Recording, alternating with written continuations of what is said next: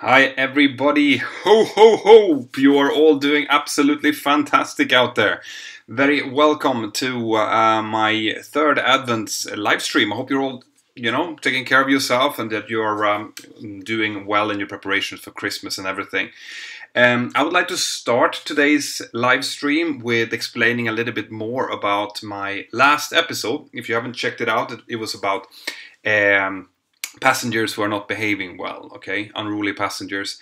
There were some questions coming up after that, which are understandable, and I want to just explain a little bit more about it, okay? So, if we have to divert because of a passenger misbehaving, if that passenger is actually posing a threat to the flight crew or the cabin crew or the aircraft as such, we will divert, okay? And the passenger will be liable for the cost of that diversion after a court has decided, how much and so on.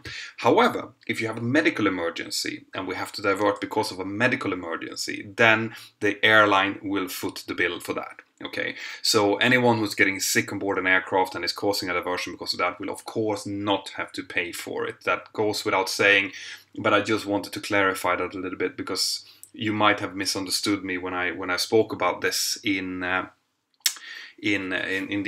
video, and I hope you like the video. I'm more than willing to talk more about these things or do follow-up videos if you guys want more explanations. There was something else as well that I needed to say with regards to that.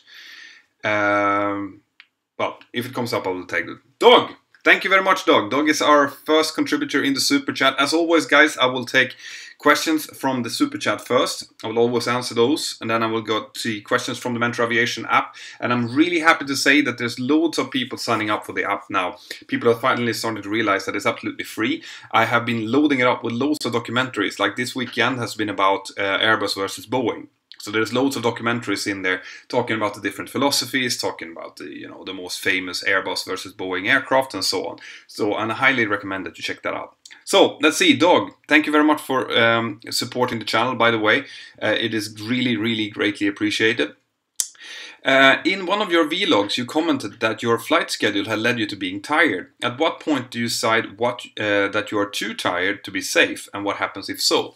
Good question. All right, so the schedule has, because I have been moved, my base has been moved from my base that I had in Girona to Barcelona temporarily, okay?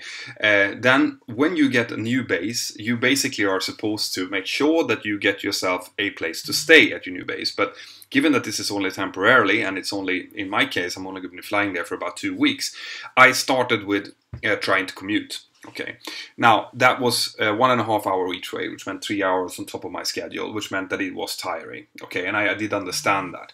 So what I did the last week was I just took into a hotel, and I stayed in a hotel during the week in order to keep, to make sure that I am rested enough. So it's not up to the airline, it's up to the individual pilot, in this case me, to make sure that you're staying where you're supposed to be, providing that you're actually permanently based there. And I need to emphasize that. Now, to answer your question, if I would feel that that I am too tired to fly safely, I will call in sick. Basically, I will call crew control and I will tell them that I'm not fit to operate because I am too fatigued. Now, the question, they will obviously immediately take me off the flights. There's no question about that. They will never question that. They will just take me off the flights and that's it.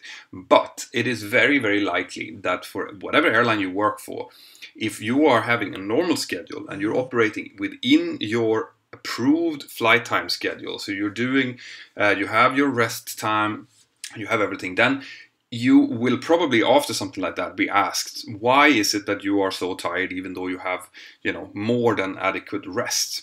And then it would be up to me to motivate that.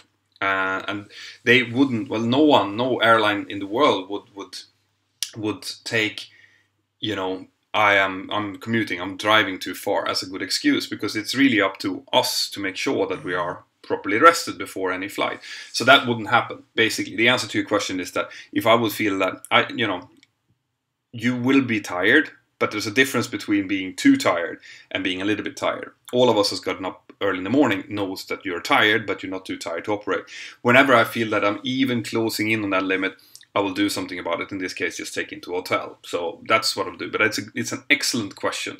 And when I say anytime that I say anywhere in my vlogs or whatever that I'm tired, it just means that I'm like tired, not flyable tired. I wouldn't fly. It's as easy as that.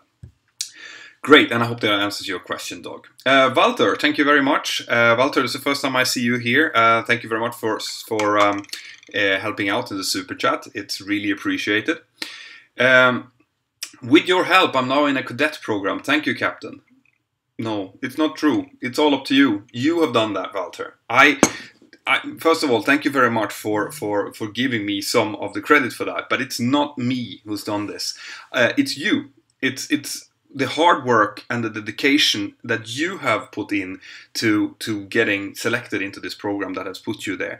I might have been there to just give you a little bit of a nudge and to show you a little bit of positive, give you a bit of positive feelings to it, but I am never the base of anyone getting into anything. It's always you guys. It's always your strength and your determination that brings you where you are. But thank you very much for your kind words anyway. It's really appreciated.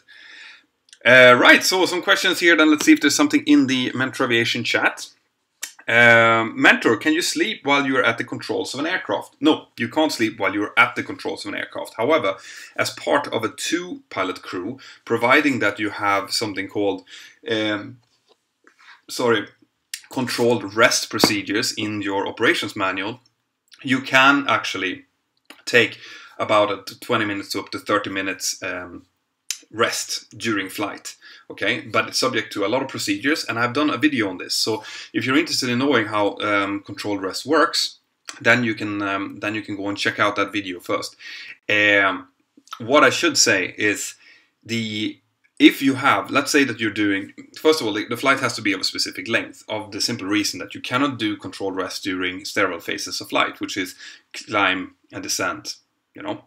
Then you can do controlled rest from top of climb, basically, and then a period in. Then after that, after you've done your controlled rest, you're not allowed to take controls of the aircraft for up to 20 minutes because of something called sleep inertia, which is where, you know, when you wake up and you kind of have to orient yourself to see, sometimes you even wake up and you don't really know where you are. That's called sleep inertia, and you can never control an aircraft while you're in that state, and it takes about 20 minutes to get fully out of that state. So you can sleep, and then you need a 20-minute kind of wake up period, and after that, only after that, can you be part of the active crew. So this means that the only times airlines use controlled rest are only if you're doing really long flights. Say that you're doing a 4 or 5 hour flight, and it's really early in the morning, and some in the flight crew feels that they're really tired, that they get those micro sleeps, then you can do this, okay? And that's what it's supposed to be used for. So on shorter flights, pilots never take this rest, okay? And everyone has to be informed. Obviously, the cabin crew needs to know about it as well. You have to reverse how you're checking in with the cabin crew. There's loads of procedures connected to this, but at the controls of the aircraft, no, you cannot sleep while you're at the controls of an aircraft. Right, more questions. Dog, you're on fire today, man. Thanks for the interesting info. Are you nervous of speaking to any ATCs? I hear that some are nervous about talking to JFK, and this has caused an accident. No, I'm never ever nervous talking to ATC. That probably has to do with the fact that I have been in the business for almost 16 years now. But new cadets, people coming in doing training, they are very often nervous to talking to ATC. But what you have to understand is that air traffic control are there for your benefit. Okay, they're there to help both you and all of your colleagues around you, which means that they will not be chasing down, you know, individual mistakes or stuff like that. They know that people are new at the job as well. Now, coming into places like JFK and in the London ATC, you know, London area ATC, it can be very demanding because there's so much traffic coming in and there's so many calls, and you don't really want to get something wrong. And I understand why people are nervous about that, okay? But once again, what you have to understand is that as long as you know your stuff, you know, you have to know your ATC stuff, and you really, you know, if you've gone through the interview, come in through the training and gone into an airline, it's very likely that you actually do know your stuff, okay? So even though you're nervous about trying to practice it, it's likely that you know it if you try, okay? Now, I you know, when I speak to air traffic control today, since I know that those guys are professionals just like us and they just want to help, I am never, first of all, I know when I can ask a question, when I can ask for a favor, and I also know where I'm going to have to put my foot down. So if they're asking me to do something that I don't really want to do, like take a shortcut, for example, that they, you know, they want to do that to fix their traffic flow, but I don't want to do it because of my energy management, I will tell them. And I will ask them nicely, in almost clear language, what I want to do. And they appreciate that, okay? So the answer to your question is I do understand that some people are nervous about this. They shouldn't be, but they do need practice. And it's good to fly to some smaller airports to start off with, to kind of practice your ATC before you get into these really, really busy regions.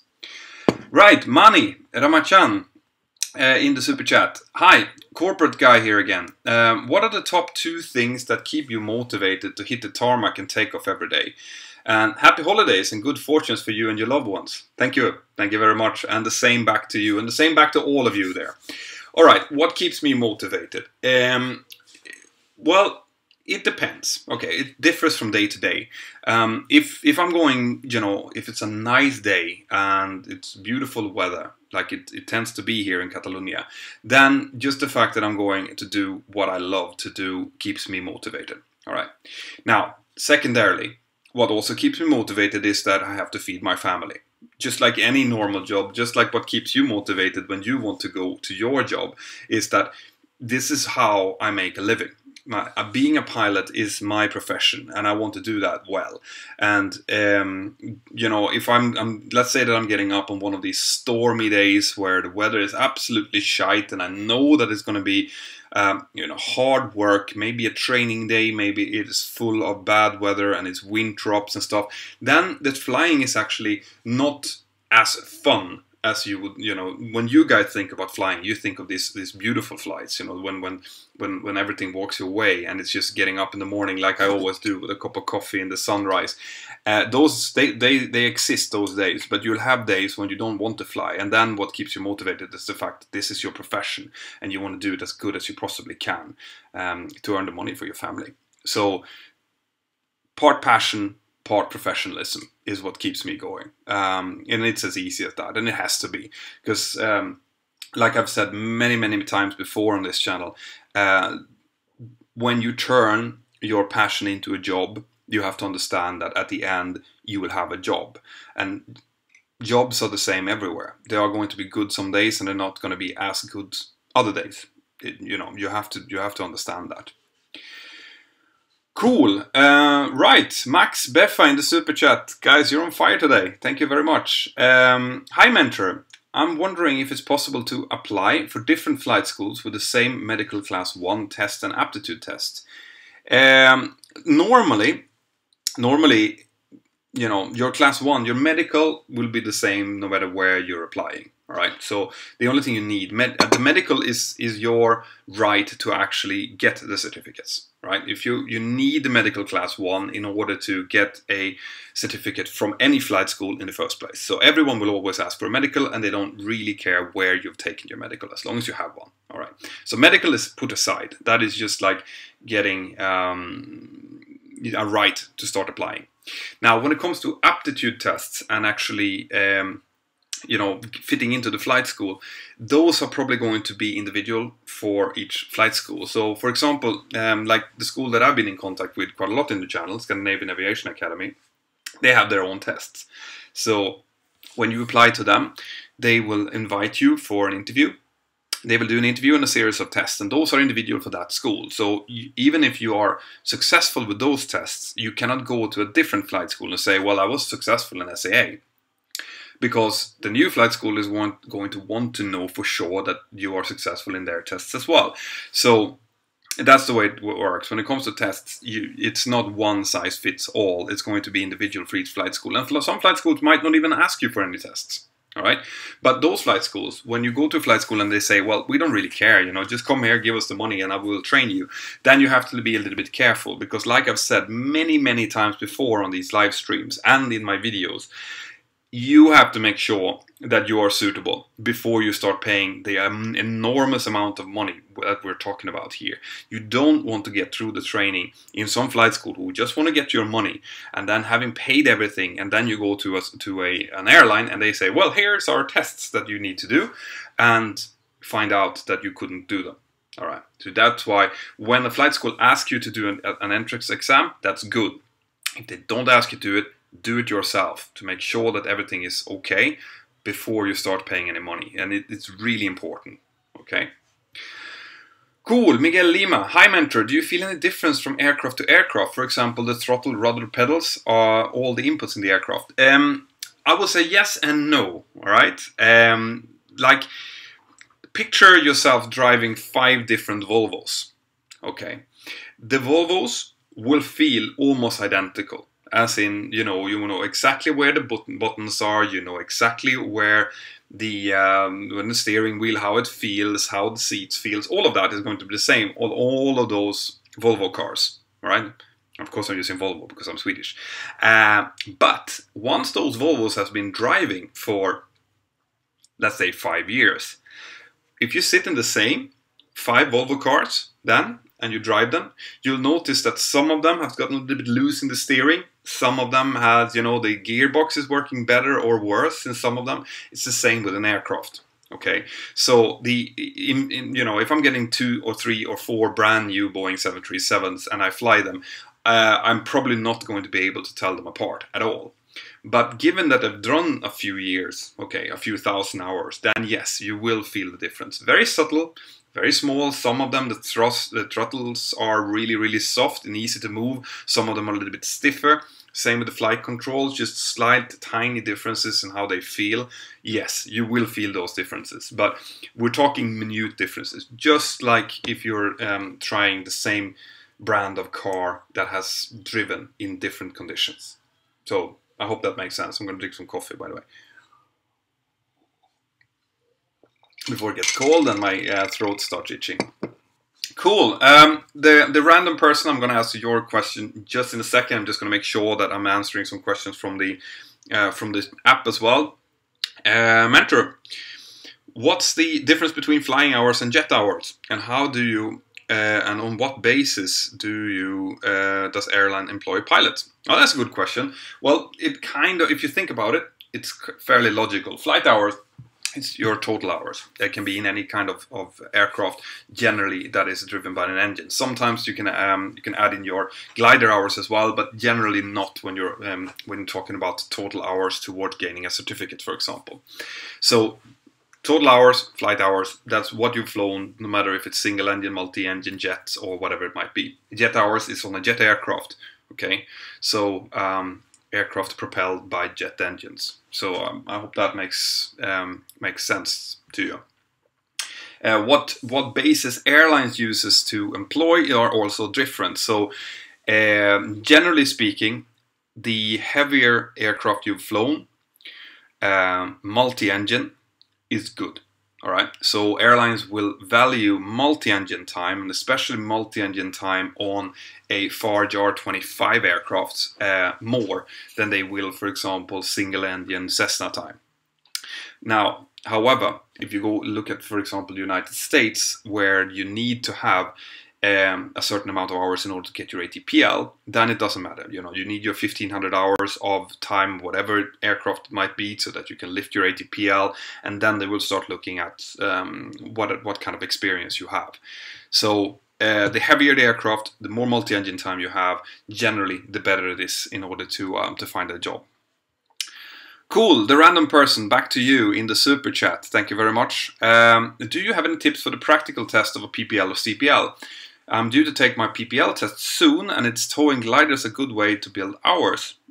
Practical tests, like tips for your practical tests. Now, I've mentioned this before, and I'll mention it again.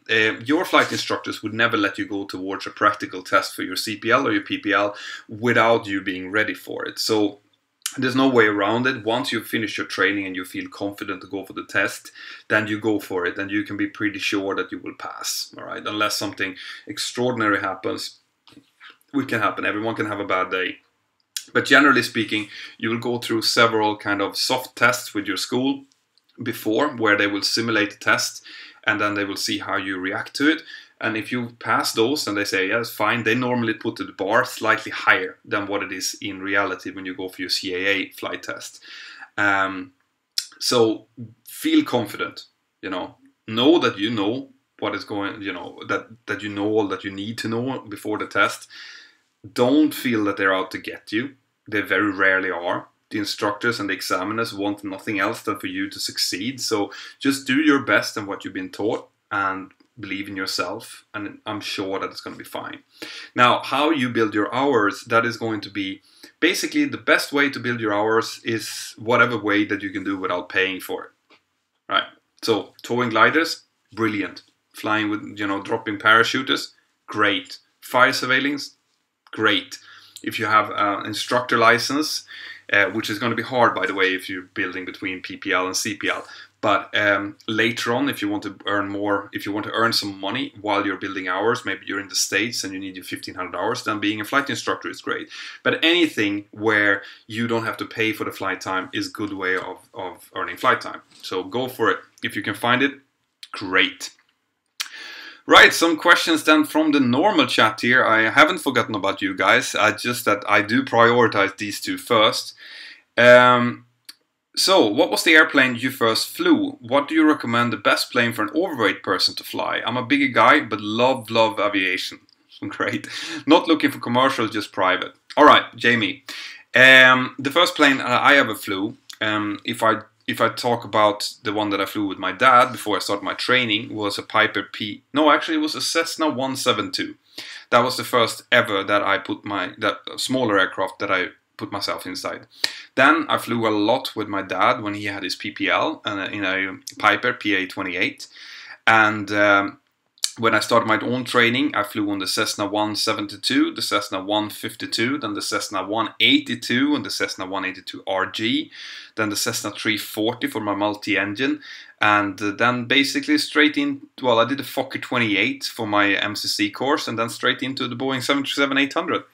When it comes to which aircraft is good to fly if you're slightly overweight, there's not a lot of trainers out there training aircraft that are great if you're a big person, okay? Because of the nature of it, they want to be as small as possible, to have less air resistance, basically to be more fuel efficient. So you'll find that the Diamonds out there and the Cessnas, they're all kind of tight, all right? But if you want to do your flight training, your PPL, you probably need something that's slightly bigger engine. So the Cessna 152 is probably not great because it will take very little payload and very little fuel if it's you plus an instructor. So Cessna 172 or Cessna 182 is probably good. But this is just me guessing. You'll have to go to the flight school and try them out. That's the best way of doing it. Cool. So, Samuel May on the Super Chat. I don't have any questions. I just want to let you know that you rock with that hat. Hilsen from Denmark. Tackar. Yeah. I mean, the closer we come to Christmas, which is my favorite holiday, the more of these kind of Santa stuff you will see me wearing. Thank you very much for your support. It is greatly appreciated. And I hope all you guys... By the way, guys, if you think that I've suddenly stopped uploading pictures on Instagram and doing stuff on my Facebook page, it's because my iPhone broke. Okay? I just woke up one morning, started answering questions like I always do in the morning. And I put it down, went to the toilet, and when I came back, it was dead. So it was an iPhone 6 Plus. A 6S, I mean, and it just died. All right, so I sent it in, and it's probably going to come back like somewhere after Christmas. So I have lost all my connections to my Instagram, my Twitter, my Facebook account, except the one I do here on my my laptop. But as you know, trying to keep up with things on the laptop, especially if you're flying and stuff, is almost impossible. So that's why I'm a little bit less active. I have my wife's lovely pink iPhone, but she doesn't allow me to log in or log her out of any of her accounts, so that's not gonna happen. Cool. So let's some more questions then. Let's see. Is there any age limitations for PPL? No, not that I'm aware of. I think you can actually get your PPL even after 65. So check with the flight school, but I wouldn't see any problem. There's loads of elderly people who fly PPL, we fly private pilots. You know, there's loads of club activity and stuff like that. So I highly recommend it for anyone who wants to just fly for fun. It's great fun. Perras och Nuttis Snowboard AB. Vart I Sverige är du ifrån? That's where in Sweden are you from? I'm from Örnsköldsvik. And if you guys are building snowboards, I was just looking at buying a new snowboard today. So send me a message. I want to see what you guys have. Because I'm looking into something. I'm more of a free rider, you know. I'm not too much into the parks, obviously, because I don't want to break my legs and arms and head. but I do a lot of snowboarding, and I'm looking into buying a new board. So if you guys have anything cool and you want to do a sponsor of something, you know, contact me, because I'm into the market right now. Right, more questions. How do flight schools do drug tests on students for pathway program? I don't know what the pathway program is. I'm not 100% sure if they do. Okay, they should. And it is very possible that at least bigger flight schools do drug tests, okay? And being, you know, failing a drug test as any part of your flight training or your employment process or while you're employed is going to be something that will stop your career in its tracks, okay? So just guys, just keep well clear of it. That's my best suggestion. Be very, very careful with that, and do know that there are some drugs out there that will stick to your hair and be part of your hair for months and months after you've used it. And what they tend to do is they do take your hair, okay, and they test it. So they will be able to see, you know, I think hashish and marijuana and those kind of things get stuck in the hair. I'm not an expert in this, but just keep clear of it. That's my suggestion if you're getting into this line of business. Okay, right, so there's a super chat question that I've missed. Let's see. Wonder if possible to apply for different side to the airline view. Oh, there we go. Yes, thank you very much. How would an airline view a poker player as a previous profession? Would it be frowned upon, even though it requires hard work and dedication? No, I don't think it would be frowned upon. Not at all. Actually, to be a good poker player, you have to have some of the traits that are, you know, highly sought after in this occupation. You need to be able to keep track of a lot of things at once. You need to be able to count very, very fast, and you need to be, you know, a controlled person in order to be successful as a poker player, as a professional poker player. You probably need to be even smarter than what you need to be pilots. To be perfectly honest, I have loads of friends who are poker players. I don't know if I know any of my professional friends if they have backgrounds as poker players. I'm not going to be sure about that, but I don't think that it would be frowned upon. Now, I can't speak for all airlines out there, but I'm sure that when, you know, basically, when it comes to being the one in the CV pile that sticks out a little bit, that makes people interesting, then things that are a little bit out of the ordinary tends to kind of pique the interest a little bit and could actually be a positive thing. But like I said, you know, I wouldn't see it as a negative thing. If that's something that you want to do, and if it's something that you're good at, yeah, why not? You know, all good ways to earn money legally are good ways. Cool. Continue to tell me, guys, if I miss any super chat questions. Right. What do all of you love most about aviation? I see you guys are starting to chat with each other in the chat here. That's great to see. What I love most about aviation, guys, at the moment is you. It's this fantastic community that we're building. I mean, you guys are feeding me with energy as much as I am trying to feed you.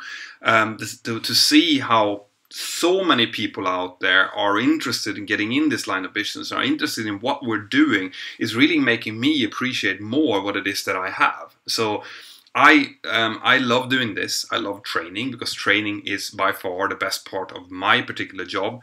I love that sparkle in the eyes of the new cadets that are coming out online and, you know, are just dying to get to know this occupation and be better at what they're doing and learn. And whenever I teach them something, when you can see that aha moment comes, it's great. It's really great. And, you know, is really good. It's really good fun to do landings as well, especially when it's loads of crosswind. I've had loads of windy days. I have a vlog coming out soon, which will handle a day when it was gusting up to 43 knots here in Barcelona, and we had some icing and stuff as well. And that vlog is going to be released later on.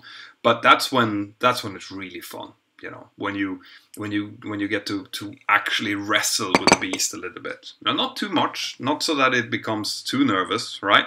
But enough for it to be really super concentrated, and you want to get that perfect landing in. And I'm going to make more videos about landings, by the way, guys, because I'm getting loads of questions about why some airlines are landing harder than others and stuff.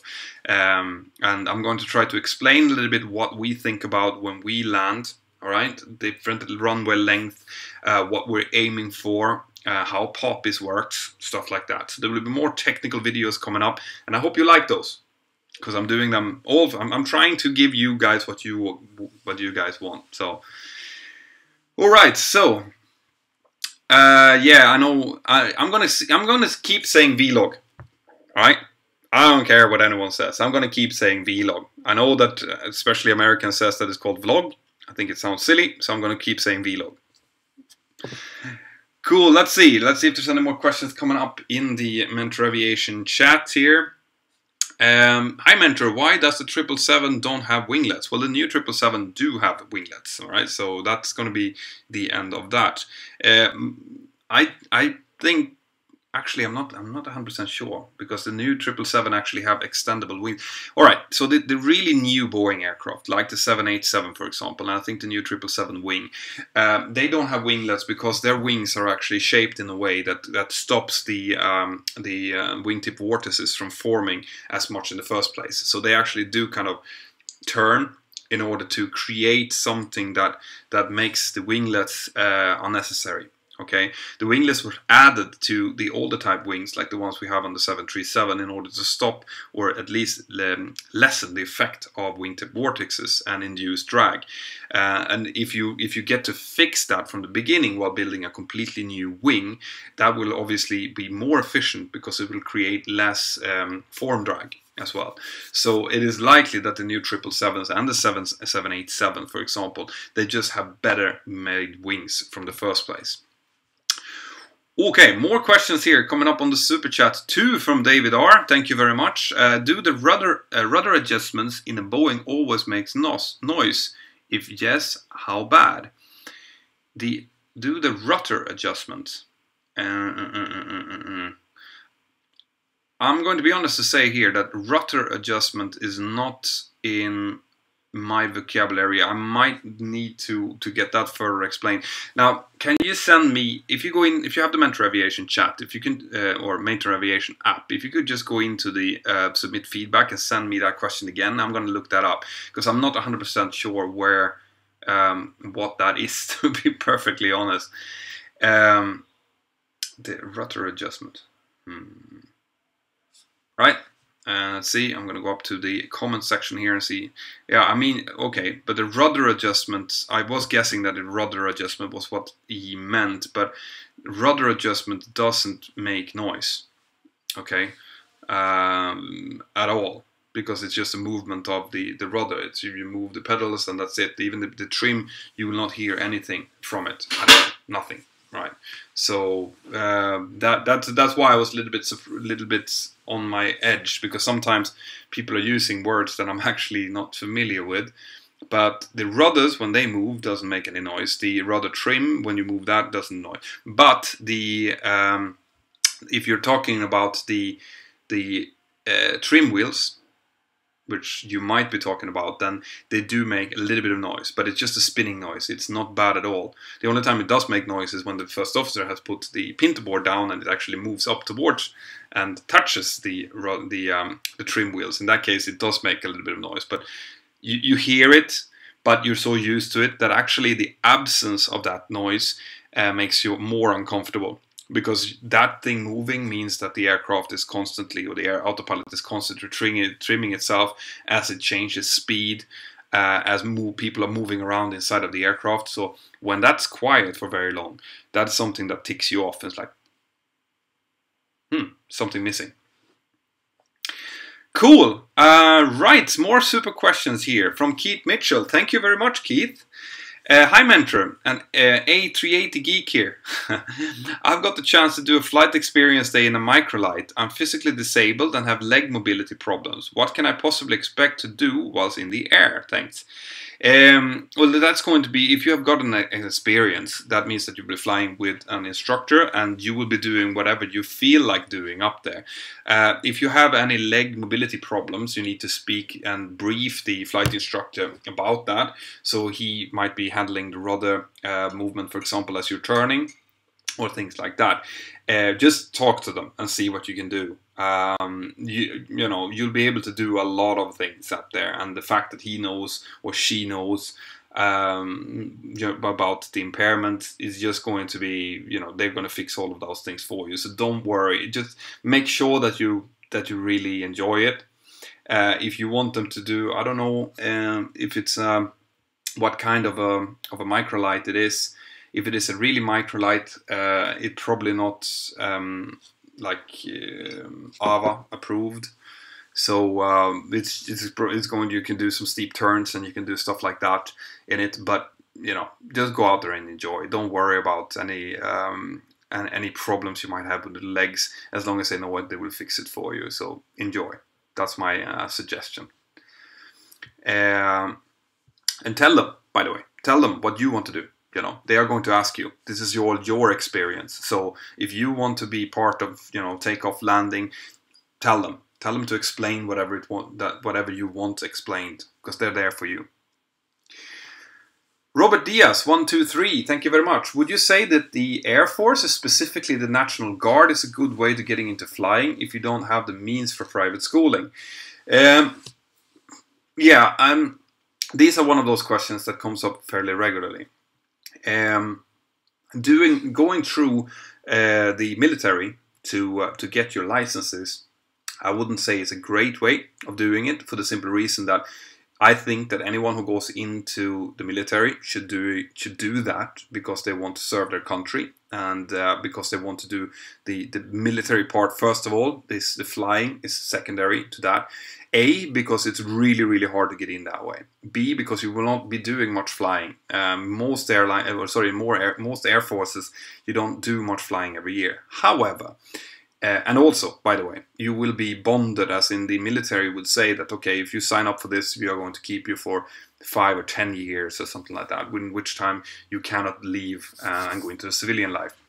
Once you go, you're still going to have to convert your licenses to civilian licenses, and that will take you some theoretical tests and some flight tests and stuff like that. However, if that is the only way to get into the aviation business, then absolutely, then you can go for it. But I don't think that becoming a commercial pilot should be your primary driver, because it's not, you know, it's not going to be like that when you go into the military. I think it's better if you're lacking money, and if military really, if you're only going into the military because you want to fly, then I think it's better to try to get some education, or get a job, a job in some other sector. Use the money that you get from that job to pay for your flight training, and just do it kind of step by step. Do it the modular way.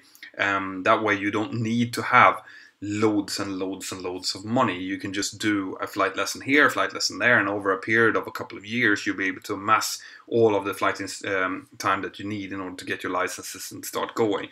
I know it doesn't sound very sexy. I know it feels, you know, you really just want to get it going, but in reality that's the way that most people who doesn't have the money up front will have to do it. So I hope that makes sense. Cool. So let's see more questions here. I'll go back into the normal chat for a while. So to Janice Greenwald's huge money. Okay, so I'm interfering in someone's conversation here now. I'm not going to do that. Have you ever landed on ESPA? Where is that? ESPA.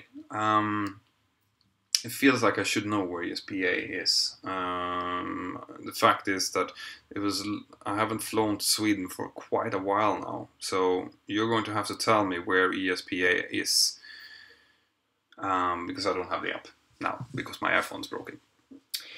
Cool. What's the longest flight a Boeing 737-800 can fly? Commercially, with passengers on board, I'd say that around 6 to 7 hours is what you can do, which will take you maybe from New York to Shannon or something like that. That will be pushing it if you have a full flight, especially. I have flown what is basically almost the maximum range that it can fly, which is 10 hours. When I delivered an aircraft from Seattle to Dublin, we flew non-stop from Seattle to Dublin, and we had to fill it up to the absolute brim in order to do that, and in order to have enough for fuel for our destination, and then to an alternate if we needed to. Luleå, ESPA, yeah, I knew it was something up. I haven't actually, let's see if I did it during training. No, I've never flown to Luleå. I've flown to Skellefteå though, a couple of times. And I've flown to Örnsköldsvik. Did my first solo yesterday from Neil Kennefic. Congratulations, how was it? I remember my first solo like it was yesterday. It's a fantastic feeling. Congratulations, well done. Now it's just the rest of the training to go. But that feeling you had, that elated feeling that, you know, when you get in and you're the only one sitting in the aircraft and the flight instructor leaves you and you have to taxi out and take off yourself, that feeling is fantastic. And I really hope that you had a nice flight and a nice experience out of it. Cool. Why would aircraft have horns? I'm going to do a video on that.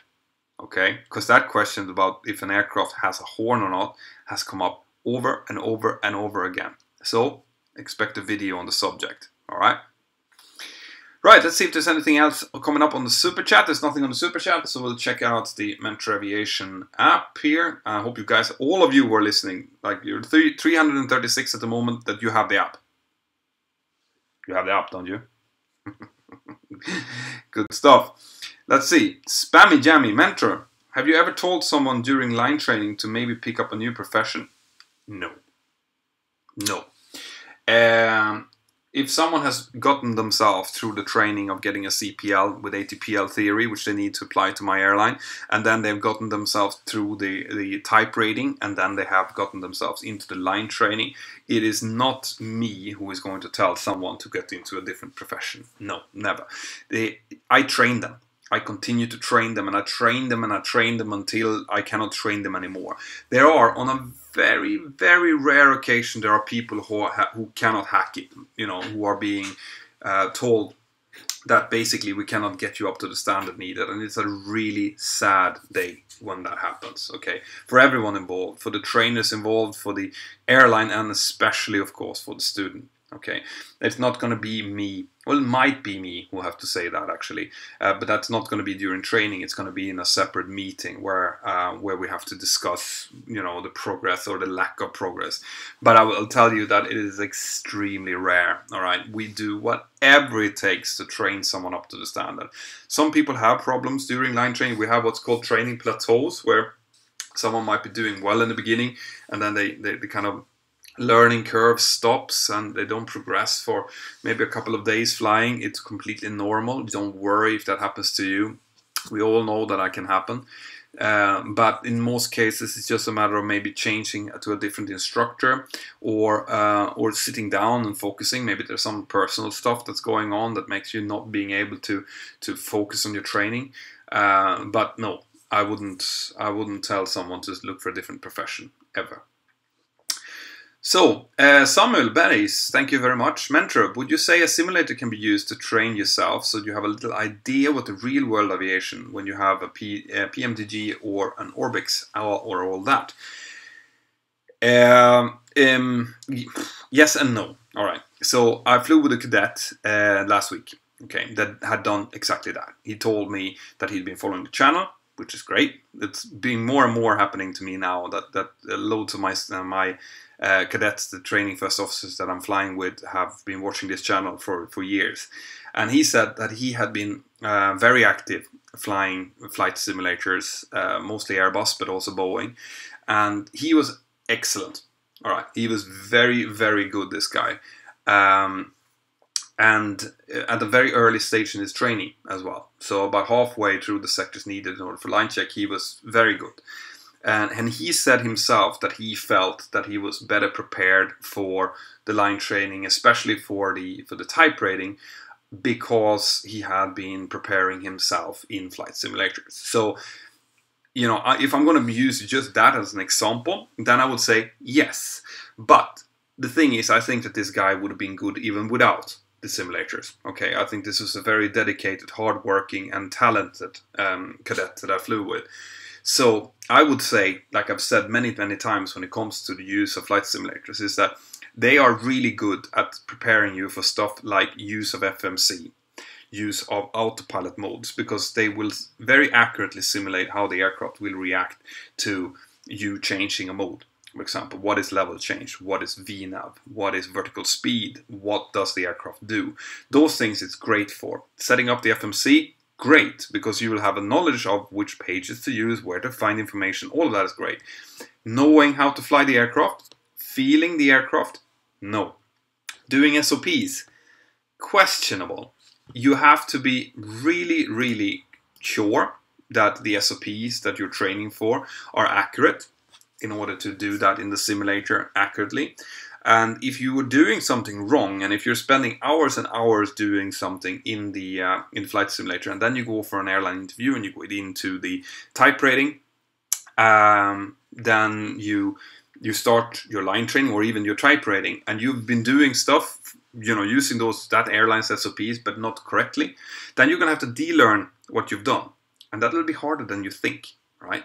We have that problem with people coming from different airlines coming into our airline, right? They have to be de-learned information that they have, and then they have to learn the new.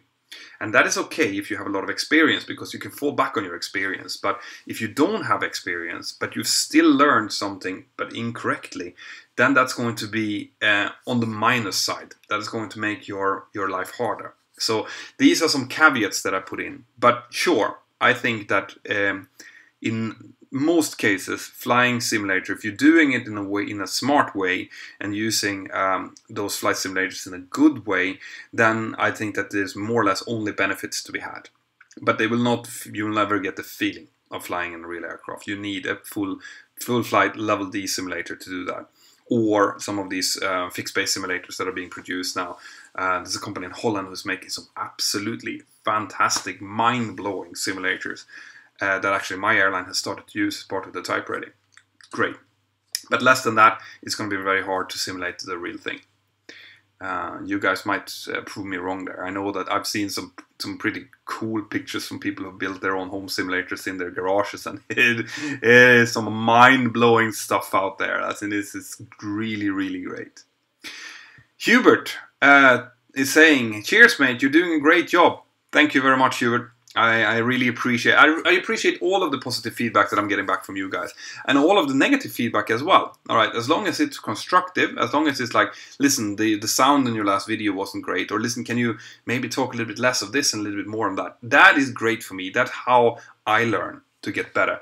If I was a flight student of myself, I would expect me to tell me what I'm doing wrong so that I can work on it. Okay, that and the positive feedback that I'm getting is fuel for me. That is how I keep trying to make this a place for you to be on the internet, a better YouTube channel to follow. Cool, more questions then. Let's see. Hi Mentor, why do you think the 747-800 and the A380 sales are not doing so well now? What is the biggest plane that flies into your local airport? Is your favorite football team Barca? That's a lot of questions in one, okay? Right, Hypershock.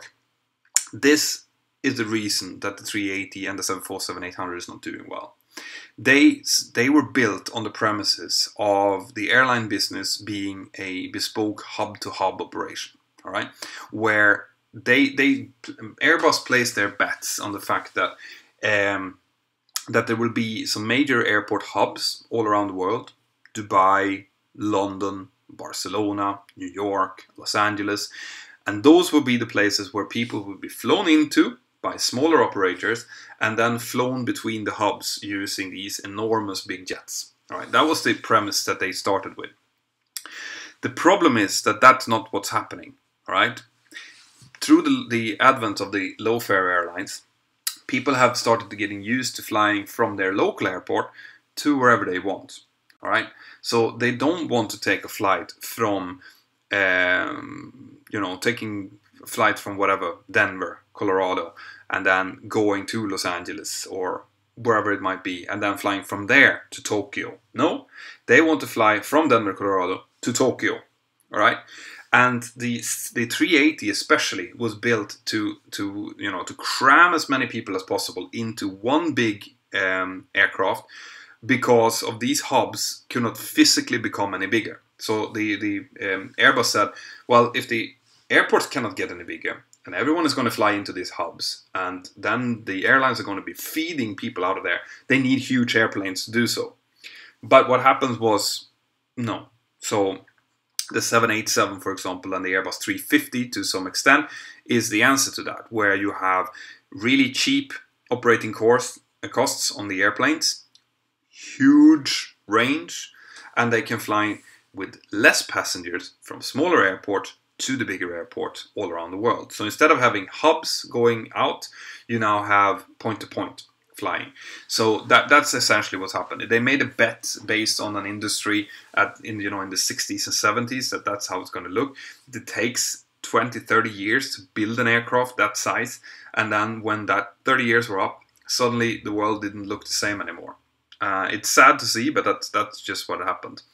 The biggest plane that flies into my local airport, my base here in Girona, it's on I think 757 is probably the biggest coming in here, to where I'm flying from now in Barcelona. It's the Airbus 380. And my favorite football team is probably Girona FC. They're also playing in La Liga now. Cool. A collaboration with Captain Joe would be awesome. I think it would be awesome as well. I think that you should all write to him and say that you think that it's a good idea. Cool. Right, let's see. I'm getting it up to an hour now, guys, and my throat is starting to get sore from all of the talking, so I think I'm going to have to cut this short soon. If anyone else has any more questions that you really want me to answer this week, then put it into the super chats, please. Sign Lubin, thank you very much for your support in the super chat. If you had a question, then it didn't come through, so just send it in to me using the app, for example. So, from the Mentour Aviation chat then, can you listen to music while you're flying, and is there a pilot shortage? Great combination of questions. No, you cannot listen to music while you're flying, for the simple reason that you need to be listening to air traffic control, and you also need to be monitoring the standby emergency frequency of 121.5. And when we're flying commercially, we need to be fully kind of engaged in what we're doing. So sitting and chilling and listening to Bob Marley at the same time is not going to be working. Okay. The pilot shortage is an open question. All right, we're seeing some dramatic changes right now. Things that are happening in the airline industry that has never ever happened before. I think just last week, for example, Ryanair went out and said that they would recognize unions all over Europe and start having direct conversations with unions. That is in direct response to the fact that they're having problems finding enough pilots to feed their expansion, and they want to make sure that the pilots are happy and staying and not losing them. So they're doing those things that they've never done in their 30 years of flying, and that is an indication that there is a shortage of pilots there. Okay, the same things are happening in the States to some extent.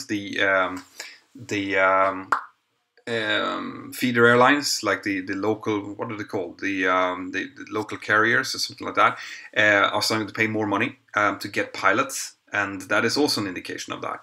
Now, but what I mean with that is that there are more jobs. It doesn't mean that anyone can get a pilot job. And I know that there's loads of pilots out there. Probably some of you who are listening to this right now who says, that's bullshit. I've been applying everywhere and I can't get a job. Right, so it doesn't mean that it's simple or easy to get a pilot job. But right now is the best that I have ever seen the airline business be in my 16 years of flying. Right now, there are more jobs offered out there in China, in Europe. I don't know about the States, but I do believe that it's picking up there as well.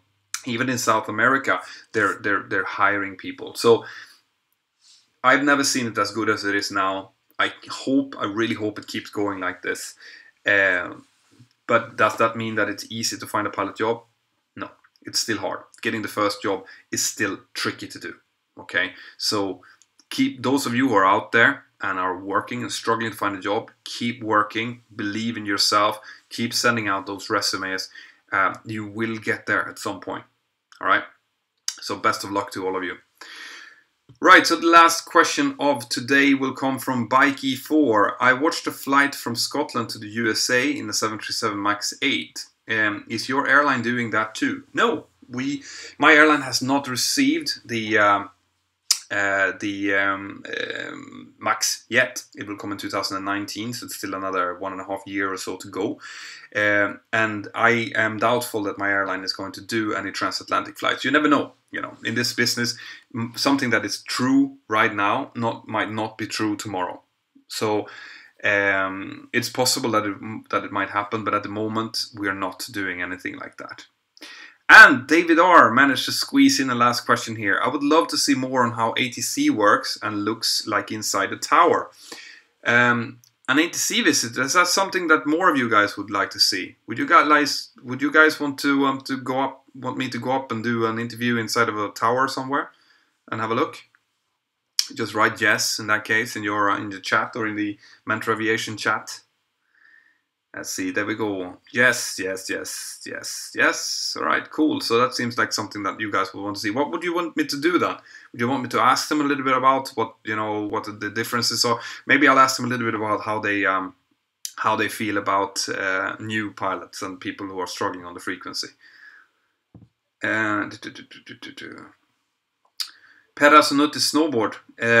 Komma till Jokkmokks marknad. I would love to go up to Jokkmokks marknad. It's a local traditional kind of fair that they do in very, very, very north of Sweden every year. I would love to do that, but unfortunately I won't be able to. Cool, guys. I'm going to wrap that up now. It's coming up to 1 hour. Next Sunday is Christmas Eve, so I won't be doing any live stream then. So my next live stream is probably going to be somewhere either before that, maybe on Thursday or something like that. We'll see if I can squeeze something in. Then I'm actually on annual leave now, so I'm gonna go with my family and I'm going to celebrate Christmas traditionally up in northern Sweden with loads of snow, with all my family around me. I hope that all of you who are watching this are going to do the same. I wish all of you a fantastic Christmas holiday, or Hanukkah if you're watching. And I will see you at least, probably once more before I go on Christmas vacation. Otherwise, I'll see you in the new year. So, Merry Christmas and a Happy New Year to all of you. And I hope to see you again at least once before the new year. Bye.